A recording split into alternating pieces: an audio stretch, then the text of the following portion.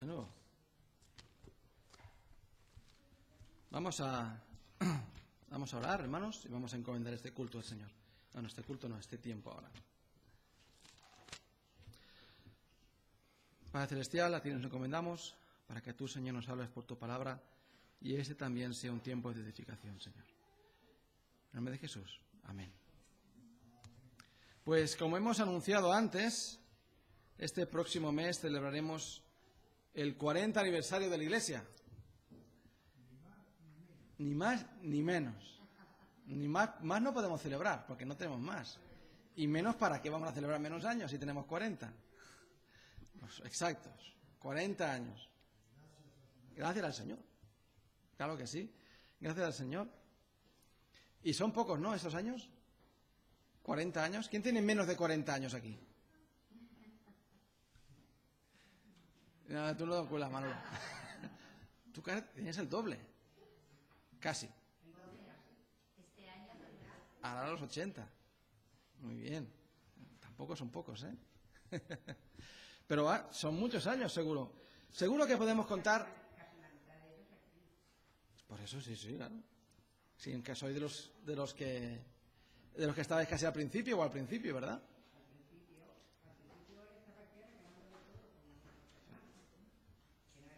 Aún no, pero bueno, ya estaba aquí.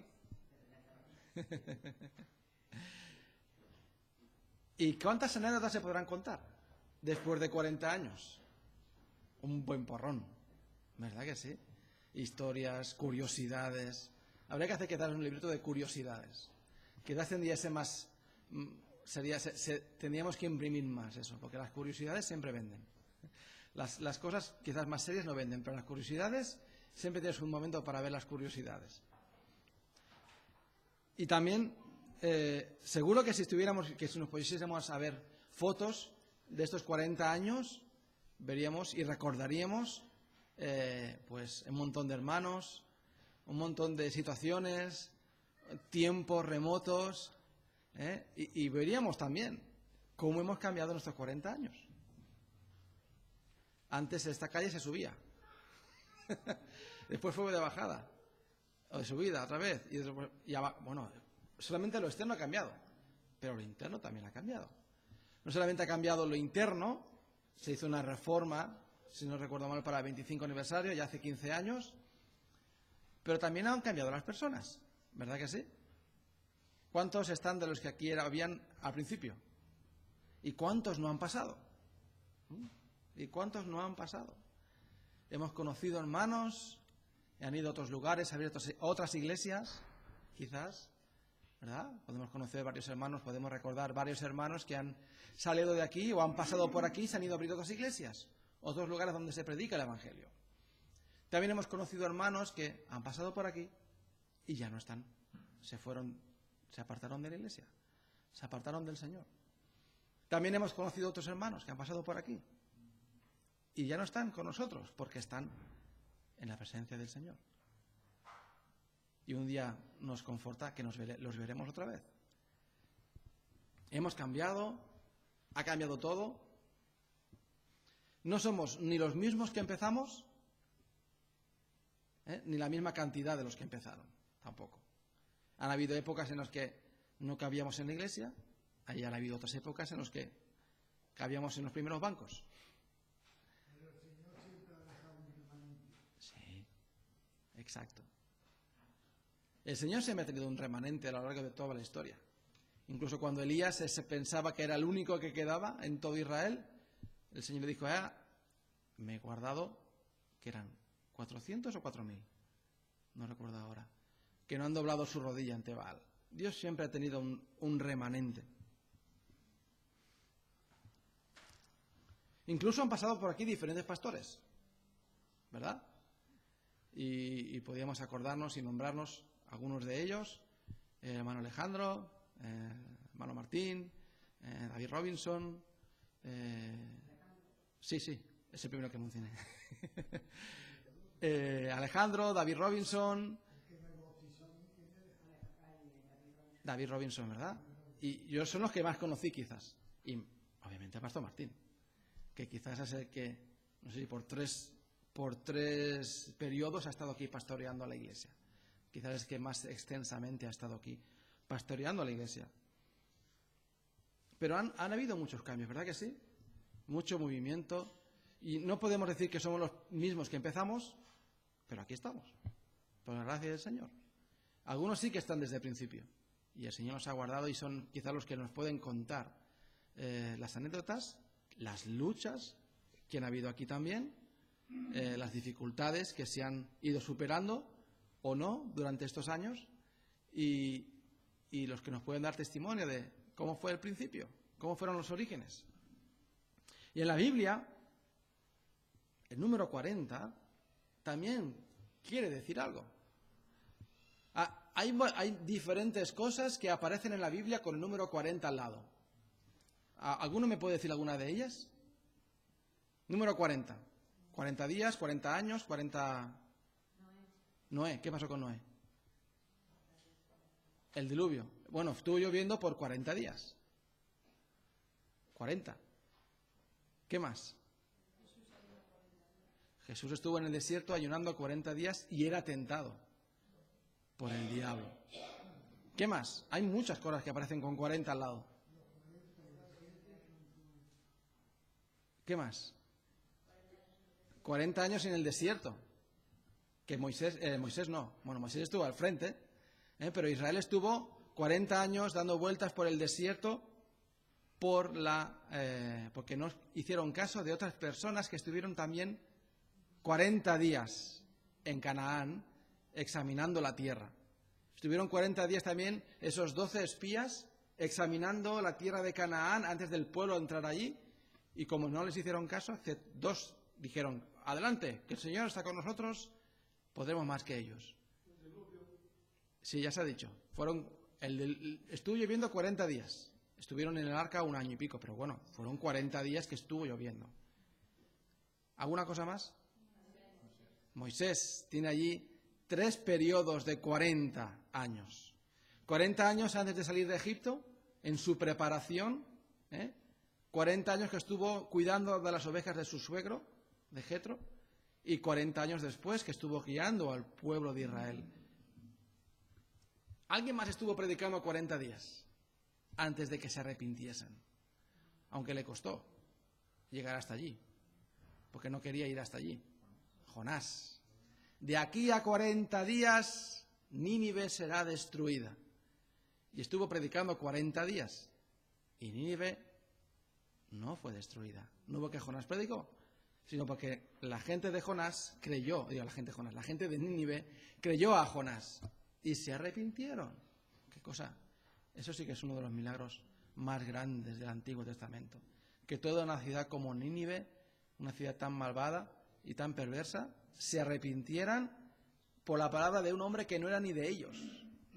Era un israelita que venía a predicar allí, apareció de repente, sin ningún anuncio ni nada, y predicó y la gente se arrepintió. Asombroso ese milagro.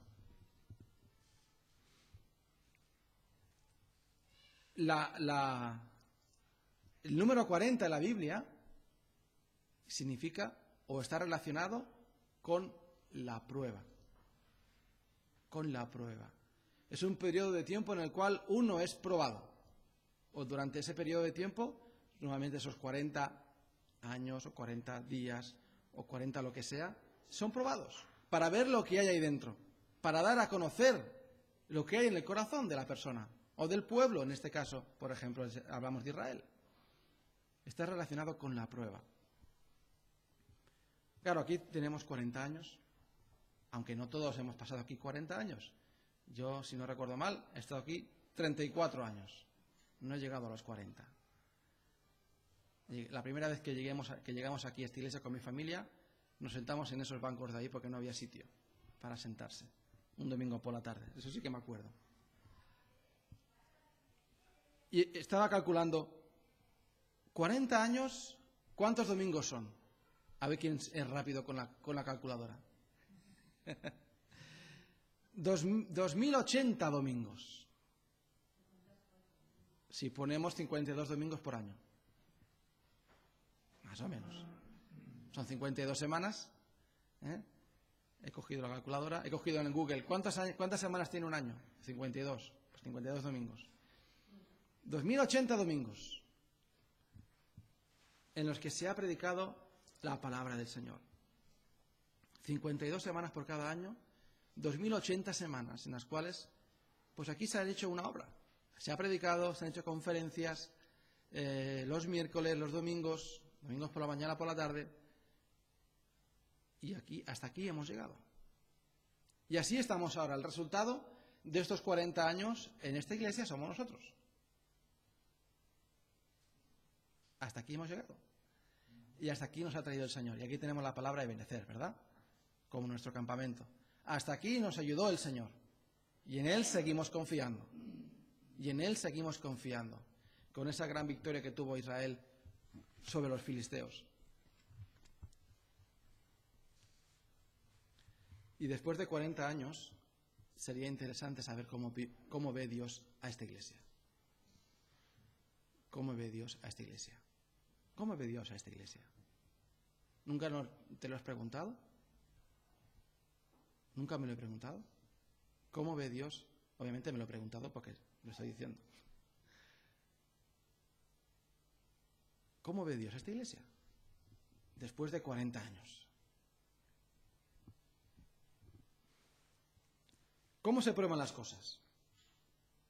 Hay los ingenieros, se inventan artilugios, se inventan cosas para probar, para testear lo que se hace, lo que se construye. Por ejemplo, si alguna vez has ido al IKEA, tienen, no sé qué, en la sección de los sofás, de las sillas, tienen una urna grande y tienen una silla, el sillón de IKEA que tenemos en la guardería. Y tienen allí un brazo que se levanta y se baja y cada vez va chafando el sillón. Pum, pum, pum, pum. Y siempre está funcionando. Como diciendo, ¿ves? Esto va a durar toda tu vida. Esto va a durar toda tu vida. Y ahí está el brazo subiendo y bajando, subiendo y bajando. ¿Y cómo se hacen las pruebas? ¿Cómo se hacen esos testeos? Llevando ese objeto a su límite. ¿Hasta dónde aguanta? Y entonces, ¿sabes cuándo se rompe? Hasta ahí ha llegado. Ese es su límite. Esa es su máximo. Podemos vender este aparato y decirle, tenemos la garantía de 3 años. Cuando te ofrecen una garantía de 10 años, es que ellos han probado que esa nevera funcione 10 años. Si te dan una garantía de 3 años, es que a los 3 años ellos creen que no va a durar más de 3 años. Porque la han probado, la han puesto al máximo, la han puesto a su límite. Y entonces ha salido o no ha salido bien o no bien esa prueba, ese testeo. Y esas pruebas muestran la capacidad. Si está preparado o no está preparado ese objeto, ese invento para funcionar o para venderse. Todo se prueba, todo se prueba. Mi cuñado Jordi trabajaba en una empresa en Alemania y fabricaban, si no recuerdo mal, unos aparatos para medir o para probar la duración de los parachoques de los coches. A ver, cómo de bien hechos estaban. Y todo tiene que probarse antes de ponerse, antes de usarse, antes de venderse, para saber si lo que yo te digo que si va a funcionar es correcto o no es correcto.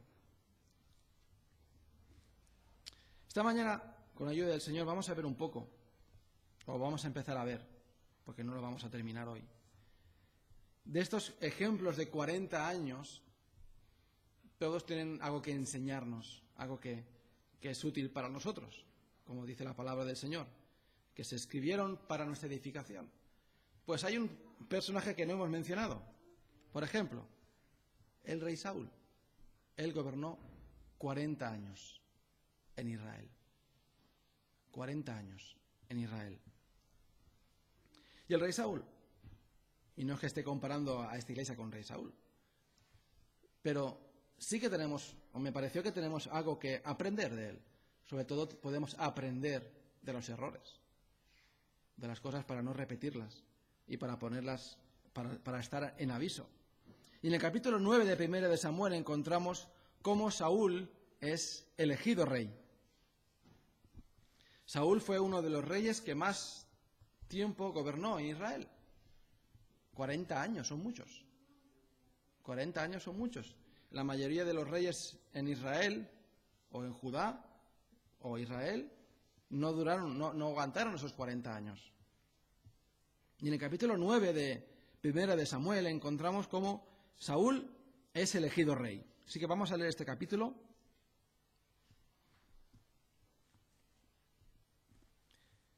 Para recordar un poco cómo fue escogido Saúl como rey de Israel. Había un varón de Benjamín, hombre valeroso, el cual se llamaba Cis, hijo de Abiel, hijo de Zeror, hijo de Becorat, hijo de Afía, hijo de un benjamita. Y tenía él un hijo que se llamaba Saúl, joven y hermoso. Entre los hijos de Israel no había otro más hermoso que él.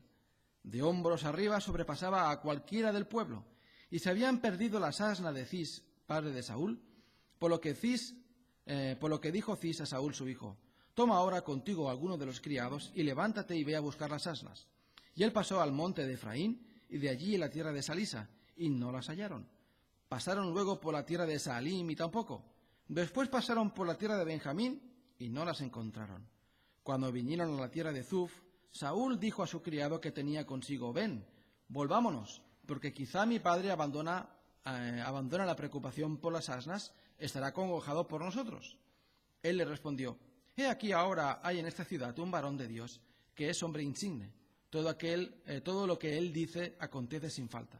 Vamos pues allá. Quizás nos dará algún indicio acerca del objeto por el cual emprendimos nuestro camino. Respondió Saúl a su criado: vamos ahora. ¿Pero qué llevaremos al varón? Porque el pan de nuestras alforjas se ha acabado, y no tenemos qué ofrecerle al varón de Dios. ¿Qué tenemos? Entonces volvió el criado a responder a Saúl diciendo: he aquí se halla en mi mano la cuarta parte de un siclo de plata. Esto daré al varón de Dios, para que nos declare nuestro camino. Antiguamente en Israel, cualquiera que iba a consultar a Dios decía así: venid y vamos al vidente, porque al que hoy se llama profeta entonces se le llamaba vidente. Dijo entonces Saúl a su criado: dices bien, anda, vamos. Y fueron a la ciudad donde estaba el varón de Dios. Y cuando subían por la cuesta de la ciudad, hallaron unas doncellas que salían por agua, a las cuales dijeron: ¿está en este lugar el vidente? Ellas respondiendo les dijeron: sí. Helo allí delante de ti, date prisa, pues, porque hoy ha venido a la ciudad en atención a lo que el pueblo tiene hoy un sacrificio en el altar alto. Cuando entréis en la ciudad, le encontraréis luego, antes que suba al lugar alto a comer. Pues el pueblo no comerá hasta que él haya llegado, por cuanto él es el que bendice el sacrificio. Después de esto comen los convidados. Subid pues ahora, porque ahora le hallaréis.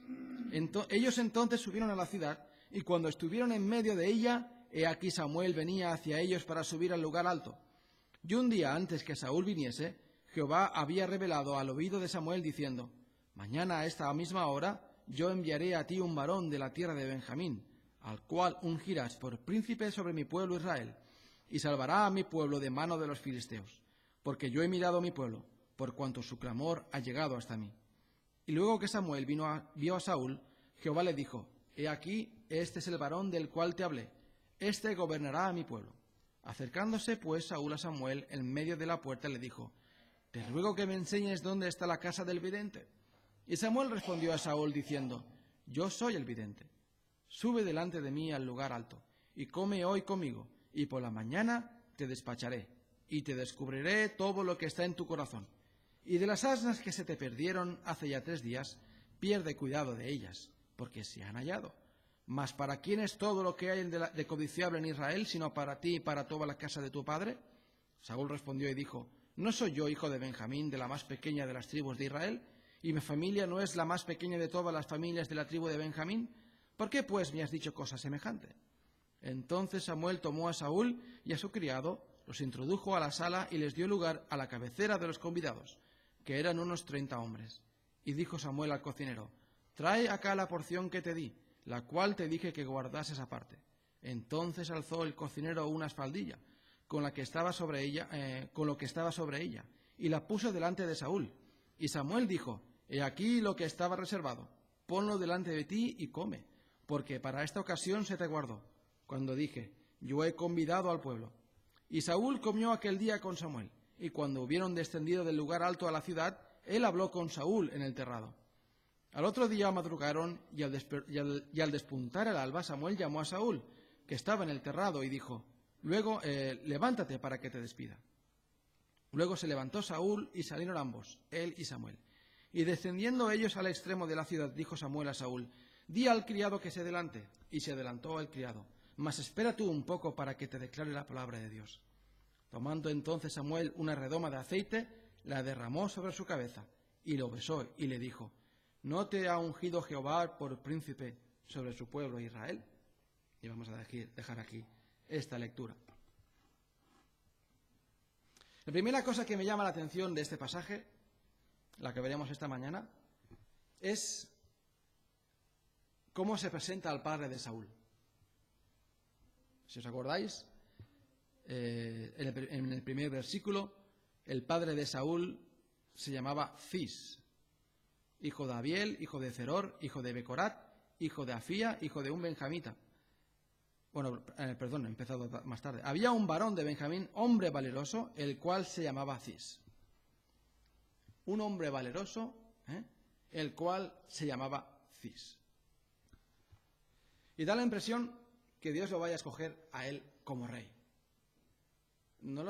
Ahora lo estuve pensando después y no lo he consultado. Pero si no recuerdo mal, cuando el ángel se presenta delante de Gedeón, le dice: hombre esforzado y valiente. Se presenta y le dice: hombre esforzado y valiente. Y lo escogió a él como juez de Israel para librar a Israel. Porque era hombre esforzado y valiente. Estaba aventando, escondido en el lagar, el trigo. Hombre esforzado y valiente. Y aquí se nos presenta este hombre. Hombre valeroso, el cual se llamaba Cis. ¿Será este el rey? ¿Será este el que Dios escoge porque es hombre valeroso? No. Escoge a su hijo. Un hijo que dice: y tenía él un hijo que se llamaba Saúl, joven y hermoso. Hijo de un hombre valeroso. Y Dios escogió a Saúl como futuro rey, como príncipe, dice aquí, como príncipe de su pueblo, como príncipe de Israel. No sabemos nada más de este hombre, del padre de Saúl. Simplemente que era de la tribu de Benjamín. Ahora, si os acordáis, de la tribu de Benjamín, Saúl dice: no soy de la tribu más pequeña de Israel. Si miráis el mapa de la división de la tierra de Israel, de Canaán, cuando entraron los israelitas, la tribu o la zona de las zonas más pequeñas de todas es la tribu de Benjamín. Fueron una tribu que fue de las más pequeñas. Pero aparte de que fueron de las más pequeñas, no sé si os acordáis, en el libro de los jueces, al final del libro de los jueces, el incidente que ocurre con la concubina de un levita. Yo cada vez que leo ese pasaje se me ponen los pelos de punta.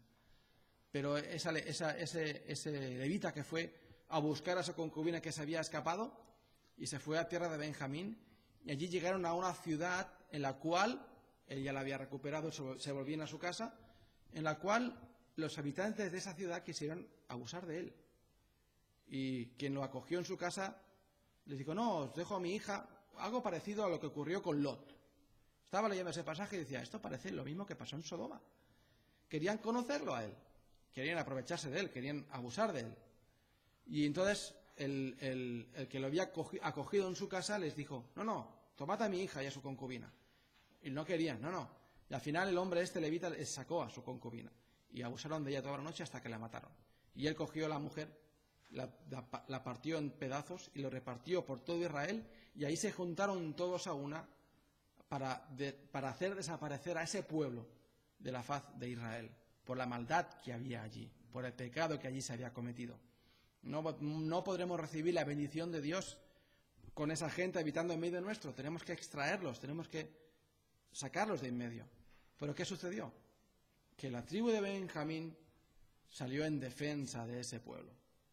Allí hubo una especie de guerra civil en la cual casi la tribu de Benjamín fue erradicada. Y es más, todos los israelitas el resto de tribus dijeron: no daremos ninguna de nuestras hijas a ningún benjamita. Y cuando se dieron cuenta del mal que habían hecho, dijeron: va a ser raída una de las tribus en Israel. Y dijeron, bueno, dejaremos que en un momento del año suban los hombres de Benjamín y rapten a las mujeres y se las lleven y así no desaparezca esa tribu de Israel. Eso ya había pasado cierto tiempo atrás y Saúl pertenecía a esta tribu de Benjamín. De las más pequeñas, de las más insignificantes, quizás la que tenía esa mancha allí en medio. Y este hombre, Cis, pertenecía a esta tribu también. Ahora, también aquí cuando habla de valeroso, hombre valeroso, por lo que he visto, también se refiere a un hombre que era rico, como por ejemplo Booz. ¿Os acordáis de Booz? Él también era un hombre rico, un familiar rico, por parte de Abimelech, esposo de Noemí. Y parece que sea la misma palabra que se utiliza, sea valeroso o rico. Pero, de todas formas, este hombre estaba allí y Israel vivía en un tiempo en el cual eran oprimidos. Y aquí Dios dice que Saúl iba a librar a su pueblo de mano de los filisteos, en el versículo 16. Él salvará a mi pueblo de la mano de los filisteos. Y ya venimos de todo el trasfondo del libro de los jueces y hemos visto allí en ese libro cómo una y otra vez el pueblo de Israel se va apartando del Señor y Dios tiene que mandar a un pueblo enemigo, los amalecitas, los filisteos, los madianitas, etcétera, etcétera, y van viniendo y saqueando a Israel, van despojándolo de sus riquezas, despojándolo de su ganado, despojándolo del tiempo en su tiempo de la siega. Venían, ese tiempo de la siega, vamos a Israel a recoger lo que los israelitas han segado, y venían y arrasaban con todo lo que podían por diferentes zonas. O sea, Israel no estaba viviendo en un tiempo de prosperidad, precisamente. No era un tiempo como en el cual vivieron en el tiempo del rey David, en el cual, o Salomón, vivían allí con total esplendidez, con total seguridad, y en el tiempo de Salomón dice que la plata era como piedras en Jerusalén. Nada que ver. Pero ese hombre era rico. A pesar de las dificultades, vemos que era rico. Tenía no nos dice cuántas asnas. Asnas es plural, no sé. Yo siempre he pensado en 2 asnas, pero no sé por qué. Pero no, tenía las asnas. No sé si dice, en algún sitio no sé si dice 2 asnas, pero creo que no. Y tenía criados. Y este hombre Cis le dijo a Saúl, coge algunos criados y llévatelos contigo y ves a buscar las asnas que se han perdido. Así que este hombre tenía riquezas, era considerado un hombre valeroso, y no solamente por sus riquezas, si no hubiera dicho era rico.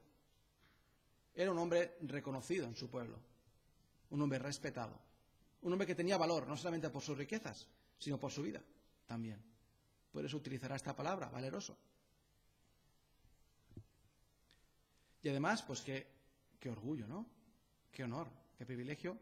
Tú tienes una posición social y tu hijo, al cual tú quieres después darle toda tu herencia, tu nombre, el nombre de tu familia, tu heredad, todas tus pertenencias, tu buen nombre, es el más alto de todo Israel. Es el, dice la Biblia, el más hermoso. Dice, era un hombre hermoso, joven y hermoso.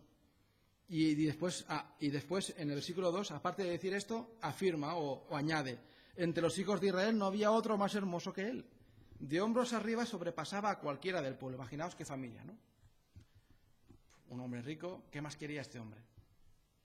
Que con todas las comodidades que podría tener, a pesar de los continuos ataques o continuos conflictos con los enemigos de Israel, vemos que no tenían armas. Si seguimos leyendo más adelante, se nos dice, cuando Israel se va a pelear contra los filisteos, en la gran batalla, en la gran victoria de Jonatán, que solamente Saúl y Jonatán tenían espadas, porque no habían herreros en Israel.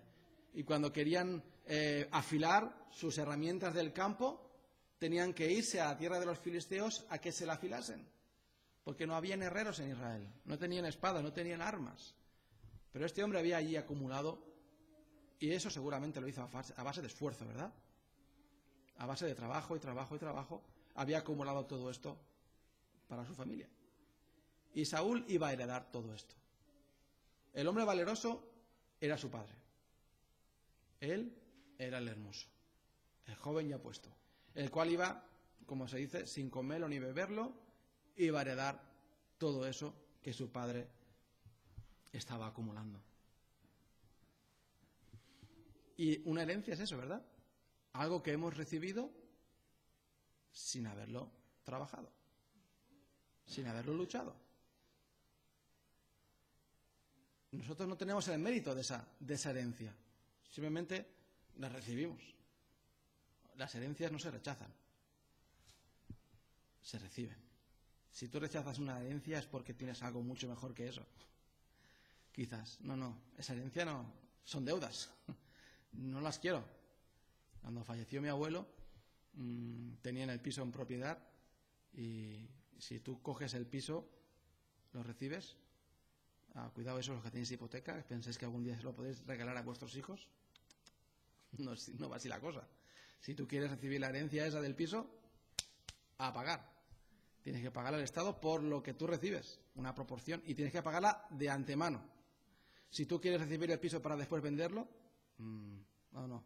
Primero tienes que pagar o tienes un tiempo que pagar. Si no lo has vendido el piso, es tu problema. Pero tú tienes que pagar al Estado tal cantidad de dinero. Pero esta herencia no había que pagar impuestos. Y vamos a considerarlo así. Una herencia que recibimos, no la hemos luchado. No hemos pagado nosotros esa hipoteca. La pagó nuestro padre, la pagó nuestro abuelo, etcétera. Quien haya sido, y la hemos recibido. Esta iglesia también ha recibido una herencia, ¿verdad? Y podríamos hablar de la herencia de los muebles que tenemos aquí, del local o del campamento. Gracias a Dios todo está pagado.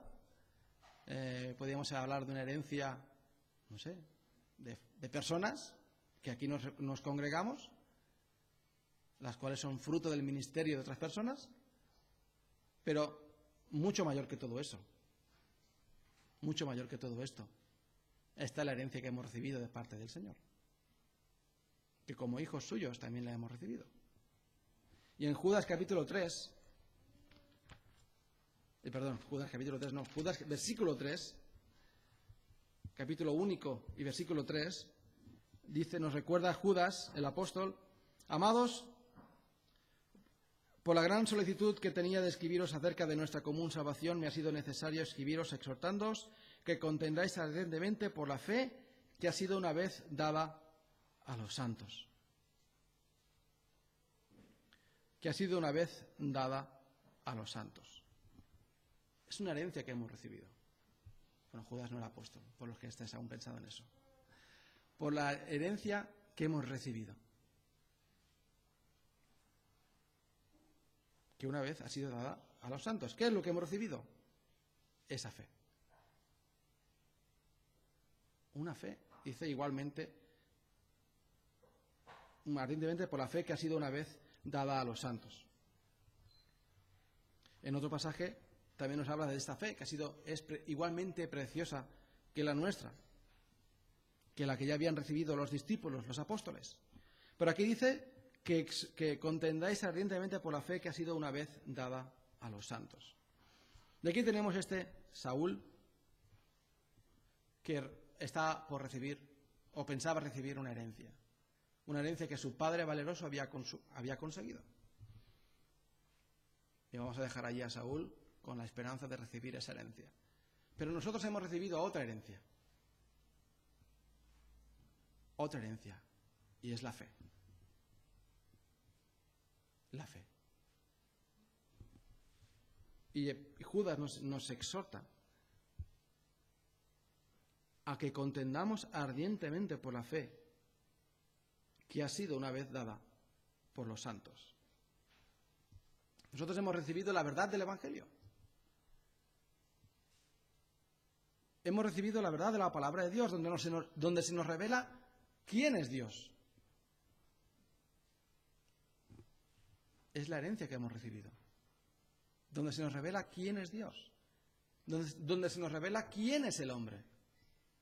¿Qué es el hombre? ¿De dónde viene el hombre? ¿Por qué está aquí? ¿Y cuál es su destino? Sus dos destinos. Esto es una herencia preciosa que hemos recibido.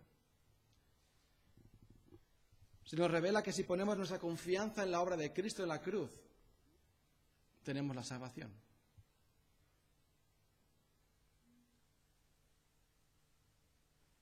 Esta herencia hemos recibido nosotros.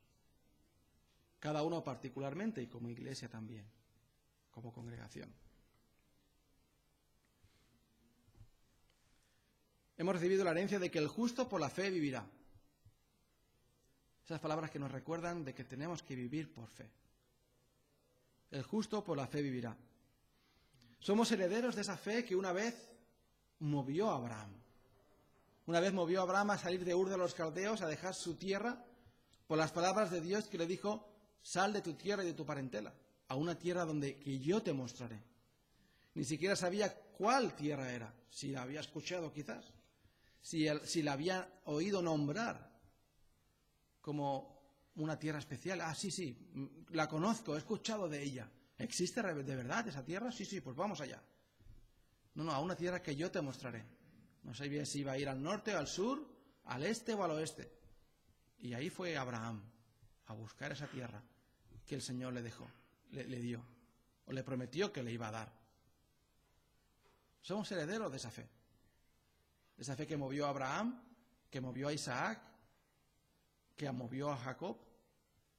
Esa fe que movió a José a decir: un día saldréis de este lugar, llevad mis huesos con vosotros a esa tierra a la cual Dios ha jurado a nuestros padres. No dejéis que mis huesos se queden aquí en Egipto. Somos herederos de todos esos que lucharon antes que nosotros. Y leemos en el libro de Hebreos, capítulo 11, cómo todos ellos lucharon y fueron puestos a prueba y salieron victoriosos. Fueron puestos a prueba, algunos por 40 años, otros por toda su vida, pero fueron valientes y se esforzaron. Y ellos tuvieron en su vista esa fe. Y dice la Biblia que no recibieron lo prometido, sino que lo miraban de lejos. Y me encanta el versículo cuando dice: y tuvieron tiempo de volver. Y mirad si tuvieron tiempo de volver. No estuvieron 40 años algunos. Abraham estuvo mucho más tiempo anhelando o esperando esa promesa. Y cada uno de ellos también, escuchándola desde pequeños y creciendo, escuchando la promesa y no recibiéndola incluso cuando eran mayores. Qué bueno es escuchar la historia de... ahora se me ha ido el nombre. Simeón y Ana en el templo. Qué gracia de Dios en ese momento a ese hombre. Había alguien esperando la venida del Mesías y él la vio. Y tenía la promesa del Espíritu Santo que no iba a morir hasta que viese con sus ojos al Mesías prometido. Él sí vio cumplida la promesa. Qué especial tuvo ser Simeón. Y mira que no sabemos nada más de él. Pero qué especial tuvo que ser Simeón para que Dios le prometiera: no vas a morir hasta que veas al Mesías prometido. Y dice Simeón: despide a tu siervo en paz, porque he visto tu promesa cumplida con mis ojos. Y Ana fue testigo de todo ello. Y alababan a Dios esa noche ese día cuando José y María fueron a presentar al niño en el templo. Pero somos herederos de esa fe, de esa lucha que tuvieron todos esos grandes hombres y mujeres de Dios. Somos herederos también de la fe de Rahab y de Ruth, que ellas dejaron sus dioses, dejaron sus familias, dejaron sus costumbres, como muchos de vosotros habéis hecho también, al no nacer en una familia cristiana. Muchos, gracias a Dios, hemos nacido en una familia cristiana, pero otros no. Y como Rahab y como Ruth vinieron a formar parte del pueblo de Dios. Y no solamente formaron parte del pueblo de Dios y su nombre quedó difuminado en la historia, como qué privilegio tuvieron de formar parte del pueblo de Dios y ya está, que ya era poco.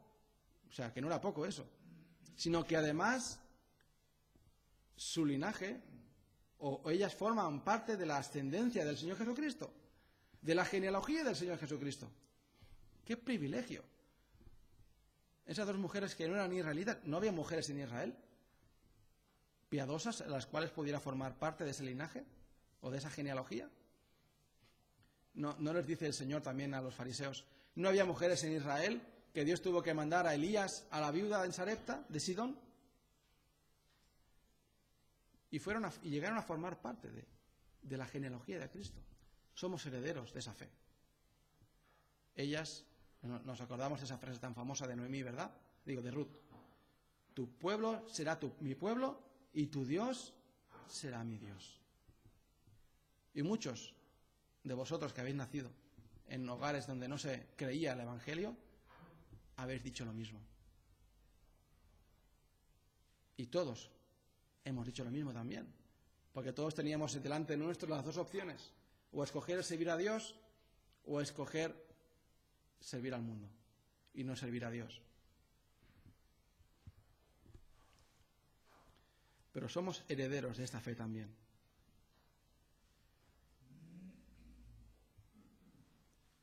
¿Qué pasó con las asnas de Saúl? Al cabo de los años. Tan importantes eran, pero al final murieron y desaparecieron. Y quizás formaban parte de su herencia, pero ahí se acabó todo. Ahora, en 1 de Pedro, capítulo 1, versículo 4, leemos que el Señor nos ha llamado, nos ha hecho, dice, renacer para una esperanza viva, por la resurrección de Jesucristo de los muertos. El versículo 4 dice, de 1 de Pedro 1, para una herencia incorruptible, incontaminada e inmarcesible, reservada en los cielos para vosotros, que sois guardados por el poder de Dios mediante la fe, para alcanzar la salvación que está preparada para ser manifestada en el tiempo postrero. Dice que hemos sido guardados para una herencia incorruptible, incontaminada e inmarcesible. Menudas palabrejas. Algunas son más fáciles de interpretar que otras, o de entender que otras. Una herencia incorruptible, que no puede haber corrupción. Incorruptible, no puede haber corrupción. No se puede pervertir. No se puede pervertir. Que siempre permanece igual. No se pudre. La madera se pudre, por ejemplo. Al paso del tiempo, por el agua, por el aire, por el efecto del tiempo, se va pudriendo, se va deshaciendo. Pero esta herencia es incorruptible. No se puede pervertir o corromper. Permanecerá en ese estado para siempre. No solamente las cosas físicas se pueden corromper. ¿Verdad que no? Hay cosas también inmateriales que se pueden corromper. O, por ejemplo, las personas también se pueden corromper, ¿verdad? Hablamos de personas corruptas. Y de vez en cuando salen noticias de alguien que ha sido corrupto y debería haber cumplido ciertas normas y no las ha cumplido, ha cobrado dinero que no le tocaba, comisiones ilegales, y se ha corrompido. No es una persona incorrompible. Y hoy en día dicen, bueno, hoy en día el dinero corrompe, ¿no? O el poder también dicen que corrompe. Pero esta herencia no es corrompible. Es incorrompible, como quien la da. Incorruptible. No se puede corromper. ¿Como quien la da? ¿Como quien la da? Dios no se puede corromper. Dios es inmutable, no cambia. Es perfecto. Y todo lo que Él hace es perfecto. Su palabra no cambia, no se puede corromper. También dice que es incontaminada. Es pura en su origen. Es incontaminada. Supongo que debe haber una diferencia entre, ahí está marcando la diferencia entre algo que es incontaminado y algo que no se puede contaminar. Pero eso ya de origen es incontaminado. No hace falta limpiarlo más. En los laboratorios se pueden purificar ciertas cosas, puedes ir limpiando, o por ejemplo cuando la Biblia nos habla acerca del oro refinado. Tiene impurezas y pasa por el fuego y va limpiando esas impurezas y va quedando el oro. O la plata también habla acerca de esa plata. Y tenía ese valor tan grande porque había sido purificada una vez y otra vez en hornos muy poderosos, en los cuales el fuego sacaba todas las impurezas. Pero esto no ha hecho falta purificarlo. Es incontaminado. Esa herencia es incontaminada. No tiene ninguna mota, ninguna mancha, ni nunca la ha tenido de contaminación. El Señor nos ha preparado para esa herencia. Nos ha hecho renacer para esa herencia. Y también dice inmarcesible. Inmarcesible quiere decir que no se puede marchitar. Hoy en día, aunque tú fabriques cualquier cosa casi, a cabo del tiempo, tarde o después, acaba desapareciendo. Acaba rompiéndose. Hablábamos antes acerca de la garantía que te ofrecen con algo que compras. 10 años, 3 años, 2 años. El fabricante te dice, no te lo dice, pero te lo está diciendo, a partir de ese tiempo que se acaba la garantía, se puede estropear. Se puede estropear. Bueno, si tú pagas un poco más, te ofrecemos un poco más de garantía. Pero a los 3 años, yo ya no me hago cargo de ello. Incluso hay cosas, no sé si habéis visto algún documental, la obsolescencia programada, que programan ciertas cosas que para que a partir de cierto tiempo, de cierto uso, dejan de funcionar. Esta no. Esta herencia no se marchita. Las flores se marchitan, se caen, la hierba se marchita, desaparece, se seca. Pero esta herencia no se marchita. No desaparece, no cambia, es pura. No hay nada más perfecto que esto. Y Judas nos dice que contendáis ardientemente por la fe que ha sido dada una vez a los santos.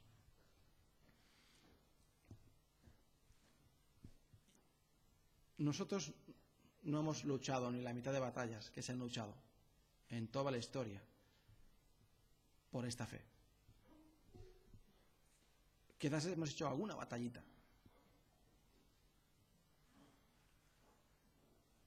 Cuando tú vences una victoria, cuando tienes una victoria, cuando has acabado de luchar por algo y lo has conseguido,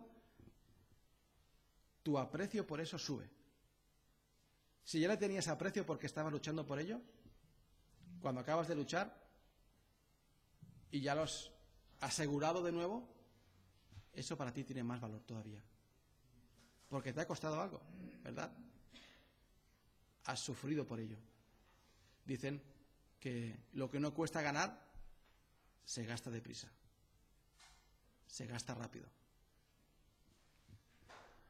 Pero nosotros dice que tenemos que contender ardentemente por esta fe. No hemos vivido lo que han vivido nuestros hermanos en el libro de Hebreos. No hemos sido ni aserrados, ni puestos a prueba de esa forma, ni pasados por espada, ni por fuego, ni perseguidos de esa forma. Pero tenemos la misma herencia. La misma herencia. Y yo nos animo, me animo a mí también, a que contendamos ardientemente también por esta fe que el Señor nos ha dejado a cada uno. Por esta su palabra, tal como ha sido entregada, para vivirla, para amarla, para ponerla en práctica, para defenderla también. Y defenderla no solamente con nuestras palabras, sino con nuestras acciones también. con nuestras acciones también.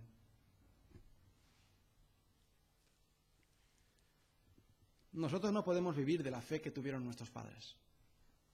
Ellos tuvieron sus luchas, tuvieron sus victorias y tuvieron sus derrotas. Y nosotros estamos aquí como resultado también de su obra, de esas luchas y victorias. Pero no podemos vivir por las suyas. Ellos tuvieron sus luchas, nosotros tenemos las nuestras, pero tenemos que lucharlas y tenemos que vencerlas. Se dice también que Dios no tiene nietos, tiene hijos. Y Dios quiere que cada uno de nosotros seamos sus hijos. Ese es el primer paso para todos. Ese es el primer paso para recibir esa herencia. Dice que nos hizo renacer. Si no renacemos antes, si no volvemos a nacer de nuevo, como le decía Jesús a Nicodemo, no podemos ser partícipes de esta herencia. No somos llamados santos, ni mucho menos. Tenemos primeramente que renacer. Y nuestros padres nos enseñaron hasta donde pudieron. Y sin juzgar si fue suficiente o no, o si fue correcto o no, nuestra responsabilidad es seguir a Dios. Nuestra responsabilidad no es decir, no, es que mi padre no me enseñó bien. No, es que los pastores que habían antes no nos enseñaban bien, no nos enseñaron a hacer esto o aquello. No. Tenemos la palabra de Dios. Tenemos la palabra de Dios. Y esta es la herencia que hemos recibido. Ella nos habla. Ella está aquí para cada uno de nosotros. Ella nos debe de guiar. Tenemos que dejarnos ser guiados por su palabra.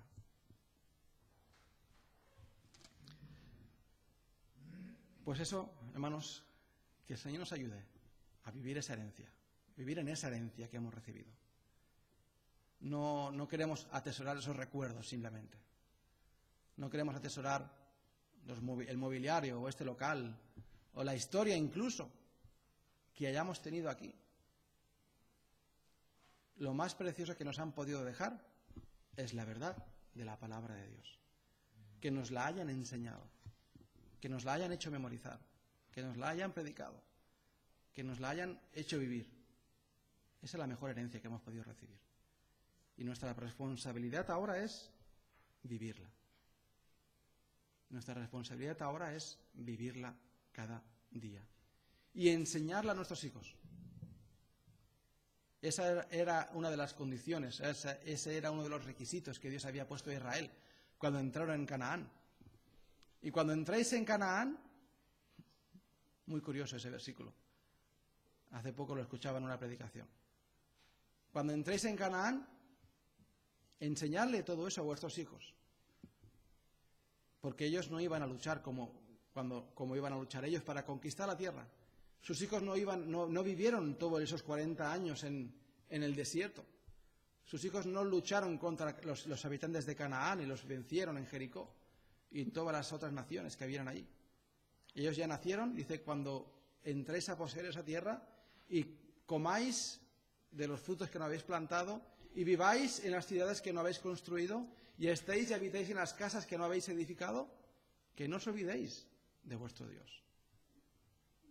Que no os olvidéis de vuestro Dios. En el pasado se han habido batallas, pero nos quedan también a nosotros por luchar batallas. Así que cojamos también nuestra fuerza, nuestra esperanza, nuestra fe del mismo lugar de donde la cogieron nuestros antepasados, de la palabra de Dios. De la palabra de Dios, que es de donde tiene que nacer todo. Nuestro esfuerzo tiene que nacer de la palabra de Dios. ¿Qué podemos hacer si no está Dios a nuestro lado? Nada. Y si sobre este fundamento alguno edificare oro, plata o piedras preciosas, pues cuando sea probado por el fuego, saldrá bien. Pero si alguno edificare sobre este fundamento madera, heno o hojarasca, cuando sea probado por el fuego, será quemado y desaparecerá. A nadie le gusta pasar por el fuego. diríamos ahora, vamos a coger la iglesia y la quemamos entera. Y si sobrevive el edificio es que ha pasado la prueba. No, no es eso. Y ningún arquitecto coge eso. Cuando acaba de construir el edificio, ¿verdad, Óscar? No hacéis eso, ¿verdad? Le prenden fuego a ver si dura. Si aguanta, venga, ya podéis entrar a vivir. Nadie hace eso. Pero llegará un momento en el cual nuestras obras serán probadas por el fuego. Y nuestra vida está siendo probada continuamente. Pues que sea para la gloria de Dios. Y lo que de ella quede sea para la gloria de Dios. Que quede oro. Que quedan piedras preciosas. Que quede lo bueno para el Señor. Y que para Él sea la gloria. Padre Celestial, te damos las gracias por tu palabra. Te damos las gracias, Señor, por que tú nos guardas, Señor, porque tú estás a nuestro lado. Pedimos, Padre Celestial, que tú nos ayudes como congregación a serte fieles, a que pongamos nuestra vista en ti, como tuvieron todos estos grandes hombres tuyos y mujeres tuyos, que dieron sus vidas, Padre, que no tuvieron por mucho valor, Padre, su vida, sus proyectos, sus quehaceres, sino que prefirieron, Padre, hacer tu voluntad, donde encontraron la satisfacción para sus almas, donde encontraron, Señor, la felicidad en sus vidas, donde encontraron, Señor, esa realización que tanto se busca, Padre, en este mundo. Y sintieron, Padre, que haciendo tu voluntad, era lo mejor que podían hacer en esta vida. Ayúdanos, Padre, a servirte y a hacer, Señor, tu obra, Padre, que es eterna y es duradera. Te damos las gracias, Padre, por las promesas que tenemos en ti. Porque, Señor, tú nos has llamado a una herencia incorruptible, incontaminada e inmarcesible. Qué mejor lugar, Padre, que estar en tu presencia. Ayúdanos, Padre, a vivir pensando en ese momento en el cual, Padre, estemos en tu presencia para ya siempre, Señor. En el nombre de Jesús.